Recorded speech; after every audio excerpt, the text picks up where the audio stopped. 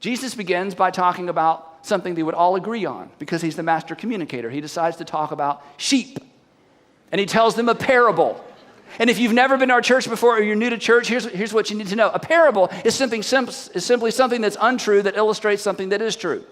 A parable is a story that never happened, totally fictitious, but it's used to introduce people to a very emotional topic or oftentimes to a subject that's difficult to understand. And so instead of just addressing what he wanted to address, Jesus steps way back and he decides to get this very diverse audience all on the same page. And he asked them a question that they would all have the same answer to. He's so brilliant. He says this: suppose one of you has 100 sheep and loses one. Jesus begins with a common emotion. Everybody's lost something, and everybody knows what they do when they lose something of value. Supposing you had 900 sheep and you lose one of them, doesn't you leave the 99 in the open country and go after the lost sheep until he finds it? And for the first time in their lifetime, the Pharisees and the teachers of the law and the tax gatherers and the sinners all nod in the same direction. They've never agreed on anything in their lives, and they're like, this makes me nervous, but yes, that's what all of us would do. And Jesus said, and then when you found that lost sheep, wouldn't you tell the people that you had told you were looking for your lost sheep? And nervously, they all nod in the same direction again. And then wouldn't you rejoice because you'd found what was lost? And everybody nods in the same direction. And before they can ask a question or go anywhere, he said, did you know there's more rejoicing in heaven over something that was lost being found than everything that was found that was never lost? And before they can put it together, he sees some women in the audience and he says, and did you know, isn't it true, women, that if you lost a precious coin, and it's a coin that we can't fully understand how precious it was because it was part of something that was even larger and more precious to them. If you lost one of those precious coins, isn't it true you take all the furniture out of the house and you would sweep until you found it? And all the women are going, the good women and the bad women are going, yep. And all the husbands are going, yep, that's what she would do. In fact, I'd have to come home early to help move the furniture because she would not go to sleep until she found that precious coin. Because when you lose something precious, it is your undivided, and it has your undivided attention. You are more passionate about what you've lost than what you've never misplaced to begin with. And they all agree because everybody's lost something. And he said, did you know that God is more excited about something that a lost sinner, a lost person returning to fellowship with him than he is about the 99 who were never lost to begin with? And before they can put all that together, then he dives into the familiar part of this teaching. He says, let me tell you one more. There was a man, and he had 2 sons, an older son and a younger son. And Jesus understood birth order before anybody was talking about birth order. He said the older son was a behavior, and the second-born was a misbehavior. Just wondering, how many firstborn sons in the room, or at any of our church, or at home, you can raise your hand by yourself. Firstborn, isn't that true? Weren't you like the behavior? In fact, your younger brother's not even in church anywhere, is he? It's like, yeah, because he's, I'm just kidding, right? So he understood birth order. There was the older firstborn, I'm going to do everything right, and there was a younger son. And then this is a made-up story. It's not true, and Jesus drives it to almost a ridiculous extreme to make his point. And he said, and so the younger son, the younger brother, the second-born, comes to the father, and I'm going to say it to you in terms that would sort of raise the emotion that it raised for Jesus' audience. And essentially he said this, Dad, I wish you would go ahead and die so I could get my inheritance. But you just won't seem to die. So, would you pretend like you're dead and just go ahead and give me my inheritance now so I can do whatever I want to with it? Now, everybody in Jesus' audience was equally offended. The Pharisees with sons, the tax gatherers with sons, the teachers of the law who had children, and the sinners who had, everybody in Jesus' audience. This was so offensive in any culture, but especially this kind of first century Jewish culture. And then because Jesus is making up this story and it can go in any direction he wants to, he says, and you won't believe this, but the father said, you know what, son? I'm going to do that. And the father began to sell things and trade things and buy things so he could begin to split up everything he owned. And he gave the younger son what the younger son would have gotten if the father had suddenly died. And I imagine you could have heard a pin drop in Jesus' audience. Who would do such a thing?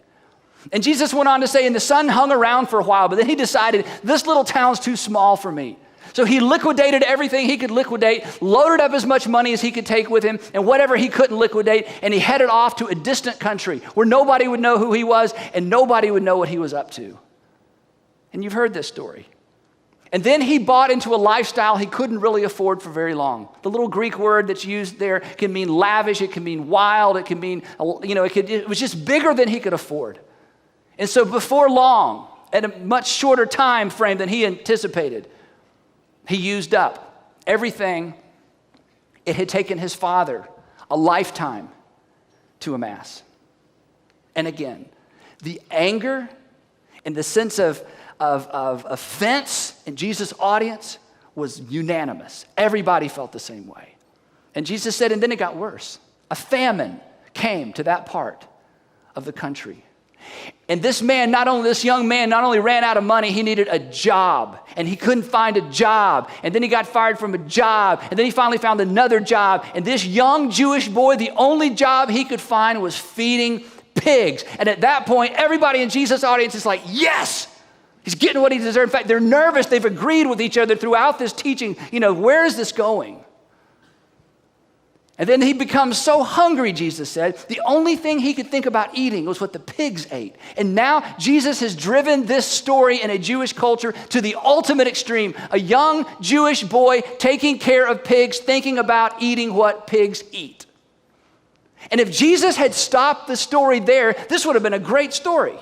In fact, everybody in Jesus' audience would have gone home and shared it around the dinner table that night. Kids, let me tell you a story I heard today. Here's what happens if you don't obey your father. Here's what happens if you disobey your father. Here's what God is like. You reap what you sow. You get what's coming to you. What goes around comes around. This was a great story. And Jesus had everybody on the edge of their seat, both audiences. And then he kept going. And he said this. When he, the young son, came to his senses, he said, how many of my father's hired servants have food to spare, and here I am starving to death? I will set out, and I'm going to go back to my father and say to him, Father, I have sinned. I'm not a mistaker. I'm a sinner. This wasn't an accident. This was horrible. I've sinned against heaven, God, and I've sinned against you. And to let you know I've really come to grips with my sin, I am no longer worthy to be called your son. Make me like one of your hired servants. So he got up and he went to his father. And everybody in Jesus' audience is going, this is going to be good.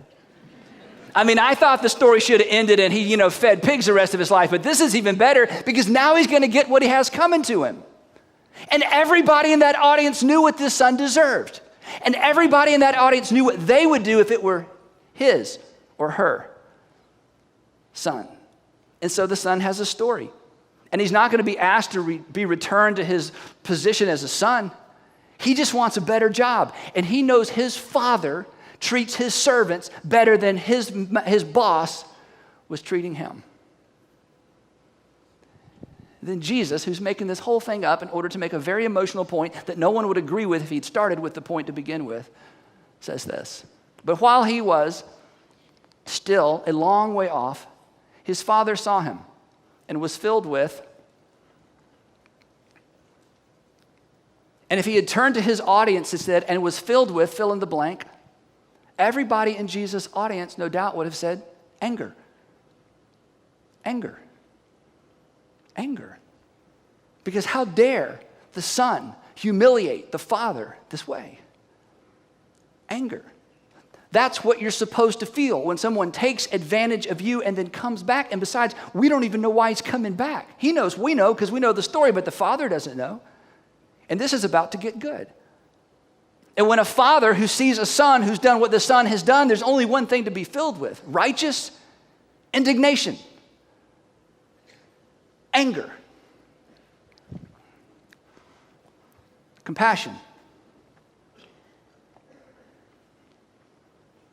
He ran to his son, and then all the righteous people in the audience gasped and threw his arms around him and kissed him. And now everybody listening to Jesus' story is confused. Because those that had heard Jesus teach know that every time he goes into one of these crazy stories, somebody in the story represents you and somebody in the story represents God. And up until this point, I was pretty sure the father probably represented God, and this kid was about to get what he deserves because that's what all the tax gatherers and the sinners thought. Hey, live it up while I can, because if there is a God and if there is a judgment, it's not going to be good for me. And all the teachers of the law, the self-righteous, who were looking at the unrighteous, were thinking, hey, I deserve the good that's coming to me, and they deserve the bad that's coming to me, going to them. And suddenly, this father who I thought maybe represented God in this parable throws his arms around a stinking son who has done everything he could possibly do to offend and alienate and embarrass a father. And now everyone in Jesus' audience is confused because that's what Jesus did. Because he was the embodiment of grace and truth. And so the son starts his speech because he's rehearsed this all the way home. The son said to him, Father, I have sinned against heaven, God, and you, my father. I am no longer worthy to be called your son. And no one argues with that because that's absolutely true. But the father said to the son, the father said to his servants, quick. Now this bothers me right here, the word quick. Because I think we would say, let's see where this is going. Let's see if he's sincere. Let's put him in a halfway house and just kind of work through this over time. Don't tell his mom he's back yet because she'll get all graced out. We'll be, next thing you know, we're going to be having a party. So let's give this some time. Let's let this settle in. Let's see if he's really repentant, or maybe he just ran out of money. Maybe this is a jailhouse confession. Maybe this is like the criminal on the cross. It's like, I rededicate my life. Well, I guess you do. You have about a minute to live. I mean, how meaningful is that, right? And Jesus puts into the words, into the mouth of this father, quick, bring the best robe, put it on, and put a ring on his finger and sandals on his feet, which means my son is going to be my son. Oh yeah, and by the way, the fatted calf, I want you to bring the fatted calf. That's the one we've been saving for somebody's wedding or for a big celebration, or maybe, somebody graduates, or, we've been saving up for a big occasion. We've got an occasion in mind that we've been saving this calf for. Every time you say, hey, what are we fattening up the calf for? The family says, we're fattening that up for, because you fatten up a calf for a specific purpose. But forget that. Bring the fatted calf and let's have a feast and celebrate. Wait a minute. Now you've messed us all up. What? Now, if you grew up in Sunday school, this is where the story ended. If you've never been to church and you've heard the story of the prodigal son, this is probably the only part you've heard. But in the beginning, Jesus said that there was a man who had how many sons? 2. And the behavior, the firstborn, the good guy, he's out doing what firstborn, good guy behaviors do. He's working. And he's finishing up his day.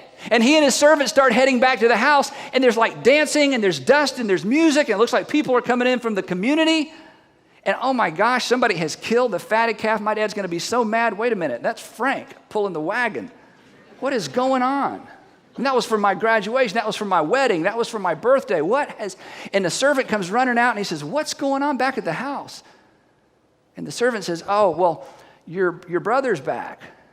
Really? I expected to see him on that cart, to be honest. Your brother's back, and your dad is killed. I hate to tell you this. The thing we've been waiting. He killed a fatted calf, and he's throwing a party, and he's invited everybody in the community, and he wants you to get cleaned up and come on in, celebrate. At which point, everyone in Jesus' audience identifies with the older brother. Because if my younger brother did that to my dad, I know how I would feel. And so Jesus says, let me just go ahead and put that word in your mouth. The older brother became angry and refused to go in. Let me ask you a question, then we're going to finish this up. Ever met any angry Christians? Ever grow up with an angry nun? Angry pastor? Ever watch television preachers and you go, he's just angry? Did you leave church because you were tired of being around angry, disputatious Christians? You ever feel like they're just mad at the world, and I don't know if they're jealous or I don't know what it is. It's like they believe in hell, and I think the reason they believe in hell, they're looking forward to hearing, seeing all that happen. What's up with those angry Christians? Why is it they're against everything? Why I feel like they're against me? And I know Jesus loves me, this I know, for the Bible tells me so. Did anyone tell them about that? He was angry, and he refused to go in. So let me kind of review. So now you got a dad who's thrown a party, invited the community. There's dancing and singing, so there's lots of people involved. He's killed a fatted calf. And on one side of the house is a son who doesn't feel like he deserves to come to the party. And on the other side of the house is his other son who agrees that his younger brother doesn't deserve to come to the party, and so neither of them want to be at the party. And so there's a dad that's like, I just want to have a celebration. Well, I don't deserve it. He's right, he doesn't deserve it. And if he's there, I'm not going. And I can't go because I don't deserve it. And everybody in Jesus' audience is so confused. Because none of them understood what God the Father is like, and none of them understand, like many of us don't understand, how God views sinners. And instead of just saying it, Jesus knew we wouldn't believe it. Jesus knew his audience wouldn't believe it. Jesus would, thought, how do I say this? Because I've got grace, I've got grace people who, there's just all that. And then I've got people who it's all the other, and I've got the self-righteous and the unrighteous. And he continues, and he says, the older brother, he had a speech too. The younger brother had his speech. Here's the older brother's speech. The older brother became angry and refused to go in. So his father went out and he pleaded with him. He pleaded with him. Son, I know you're angry, but I want you to come to this party. And the older brother said, no, and here's why. But he answered his father, look, all these years I've been slaving for you, and I never disobeyed your orders. Now, can I mess with some of you just a bit? Do you know why you're an angry Christian? I don't care if you get mad at me, but let me tell you why you're angry. Because you think you deserve something from God that somebody else might get. You think you have been so faithful and so obedient, and you stayed in that marriage, and you disciplined your kids, and you tithed, and you did so many good things. And the holier you get, the angrier you get. And I'll tell you why. Because you're not this. And every time you hear about bad people and good things happen to them, it's like it deepens your belief in hell. Well, one day, and you find yourself secretly rejoicing about the fact that what goes around comes around, and you wish the parable had ended and he spent the rest of his life feeding the pigs, the end. Because you reap what you sow and you get what you deserve. And you're angry. And you're self-righteous. And you're not like Jesus. And you're not a very good follower. Now, you'll be a good Christian. Because I'm telling you, you can start a whole political party around that kind of Christianity. You can start a movement around that kind of Christianity. You can boycott around that kind of Christianity. But you're not like Jesus. I've been slaving for you, and I never disobeyed your orders. Yet, you never gave me a goat. Not even a goat. So I could celebrate with my friends. But when this son of yours, not my brother, who has squandered, as in thrown away, your property, Dad, you worked all your life, and it's gone in a second. He squandered your property with prostitutes. I hate to break it to you, Dad. I wasn't even going to tell you that. Don't tell Mom. Prostitutes, okay? You killed a fatted calf for him. And I'm mad. That bothers me. That's unjust. My son, the father says. You ready for this? You're always with me. What? You're always with me. Dad, did you just change the subject? Did you hear my speech? Did you sense the inequity? Did you hear what I said? Son, you're always with me. What does that have to do with anything? Son, shh. It has everything to do with everything. It's what I value the most. You've always been with me.